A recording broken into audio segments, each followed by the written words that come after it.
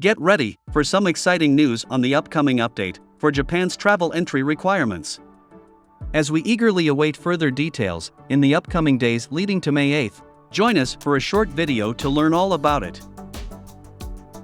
Here's the only detail from the Ministry of Health, Labor and Welfare of Japan website.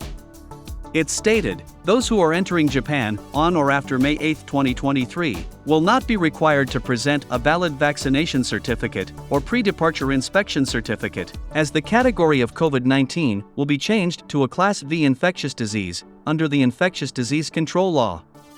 However, please note that quarantine measures upon entry into Japan may be strengthened as necessary if a new infectious disease outbreak occurs overseas. That means, from May 8th, all travelers including children entering Japan will not be required to present a vaccination or negative test certificate. However, it is important to note that quarantine measures may change anytime if a new outbreak occurs overseas. Will it change again before May 8th? No one can predict the situation. Nonetheless, it is exciting to anticipate this upcoming great news. As for the Visit Japan web and the overall entry process, it is still unclear whether it will remain in use or revert to the paper-based entry process. No updates have been released at this point of time.